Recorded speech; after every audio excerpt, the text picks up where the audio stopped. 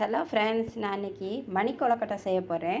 மசாலா மணி கொழுக்கட்டை. அதுக்கு பாருங்கள், ஒரு 1½ உலக்கு அரிசி எடுத்து, இட்லி அரிசி எடுத்து அதை ஊற வச்சு எடுத்து வச்சுருக்கேன். இதை வந்து நல்லா நைஸாக அரைச்சிக்கிறோனுங்க. இது 1½ உலக்குங்கிறது 250 கிராமுங்க. இப்போ இதை நல்லா அரைச்சிக்குவோம். இதுக்கு தேவையான உப்பையும் போட்டு மிக்சியில் போட்டு அரைச்சிக்கலாங்க.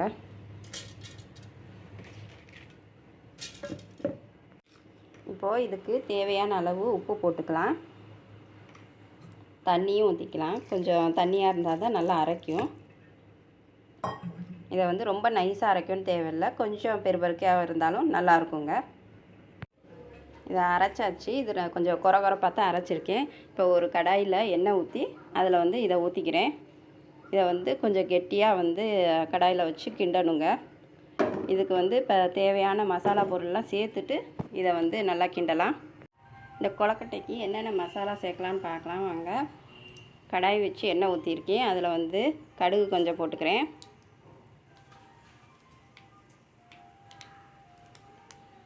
உளுந்து கொஞ்சம் போட்டுக்கிறேன். இப்போ பொடியாக கட் பண்ணி வச்சுருக்க வெங்காயம் சேர்த்துக்கிறேன்.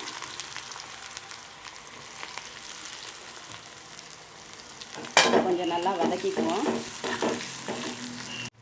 இப்போ வெங்காயம் வதங்கிடுச்சு. அதில் வந்து தேங்காய் திருவி வச்சுருக்கேன், அதையும் சேர்த்துக்கிறேன். தேங்காயும் போடும்போது நல்லா டேஸ்ட்டு கொடுக்கும். இதையும் கொஞ்சம் நல்லா வதக்கிக்கலாம். கொத்தமல்லி கொஞ்சம் பொடியாக கட் பண்ணி வச்சுருக்கேன், அதையும் இதில் சேர்த்துக்குவோம். இப்போ இதையும் வதக்கிடலாம். இந்த மசாலா எல்லாம் நல்லா வதக்கியாச்சு. இதை வந்து இந்த மாவில் சேர்த்துக்குவோம். இந்த மாவில் சேர்த்தாச்சு. இப்போ இது எல்லாத்தையும் சேர்த்து நல்லா இந்த மாவெல்லாம் கைவிடாமல் கொஞ்சம் கிண்டி விடுவோம். நல்லா கெட்டியாக வரட்டும். இது நல்லா கெட்டியாக கிண்டியாச்சு பாருங்கள். நல்லா கெட்டியாக இருக்குது. இப்போ எடுத்து நல்லா உருட்டுற அளவுக்கு நல்லா வரும். இதை வந்து சின்ன சின்னதாக இப்போ உருட்டிக்கிடுவோம். இந்த மாதிரி சின்னதாக உருட்டிக்கிடுவோங்க. எல்லா மாவையும் சின்னதாக ஃபுல்லாக உருட்டி இதை இட்லி பாத்திரம் வச்சு அதில் உருட்டி போட்டிருக்கேன். இதே மாதிரி எல்லாத்தையுமே உருட்டிக்கிடுவோம். பாருங்கள், எல்லா கொழுக்கட்டையும் நல்லா சின்ன சின்னதாக உருட்டியாச்சு. மசாலா மணி கொழுக்கட்டை. இதை வந்து இட்லி பாத்திரத்தில் வச்சுருக்கேன். இதை அப்படியே மூடி வச்சு அவிச்சிருவோம். ஒரு 10 நிமிஷம் அவியட்டும். பாருங்கள், கொழுக்கட்டை நல்லா அவிஞ்சிருச்சு. இது பாருங்கள், நல்லா சாஃப்டாக இருக்குது. நல்லா அவிஞ்சிருச்சுங்க. இப்போ இதை எடுத்துடலாம். பாருங்கள், மசாலா மணி கொழுக்கட்டை சூப்பராக ரெடி ஆயிடுச்சுங்க. நல்லா சாஃப்டாக இருக்குது. இங்கே பாருங்கள், நல்லா வெந்திருக்கு பாருங்கள். நல்லா டேஸ்ட்டாக இருக்குங்க. இந்த மணி கொழுக்கட்டை ரொம்ப ரொம்ப சூப்பராக இருக்கும். இதில் தேங்காய், கொத்தமல்லி இதெல்லாம் போட்டு தாளித்து வெங்காயம்லாம் தாளித்து போட்டு இது செஞ்சதுனால இது ரொம்ப ரொம்ப டேஸ்ட்டாக இருக்குங்க.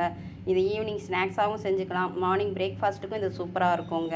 இதோட சைடிஷுக்கு தக்காளி தொக்கு செஞ்சுருக்கேங்க. இந்த தக்காளி தொக்குக்கும் இந்த மணி கொழுக்கட்டைக்கும் ரொம்ப ரொம்ப சூப்பராக இருக்கும். இதை வந்து ஒரு டைம் நீங்கள் செஞ்சு வீட்டில் கொடுத்து பாருங்கள். குழந்தைங்க பெரியவங்க யாராக இருந்தாலும் சாப்பிட்லாம். எல்லோரும் ஒரு டைம் சாப்பிட்டா இதை மறுபடியும் சாப்பிட்ணுன்னு சொல்லி அவங்க கேட்பாங்க. ரொம்ப சூப்பராக இருக்கும். இதோட டேஸ்ட் வந்து நம்ம வெறும் கொழுக்கட்டையாகவும் சாப்பிட்லாம். இந்த தக்காளி தொக்கோடு வச்சு சாப்பிட்டோம்னாலும் ரொம்ப ரொம்ப சூப்பராக இருக்குங்க. எவ்வளோ சாப்பிட்டாலும் சாப்பிட்டுக்கிட்டே இருக்கலாங்கிற மாதிரி வரும். ரொம்ப சூப்பரான ஒரு டிஷ் தாங்க இது. இந்த வீடியோ பிடிச்சிருந்தா லைக் பண்ணுங்கள், சப்ஸ்கிரைப் பண்ணுங்கள்.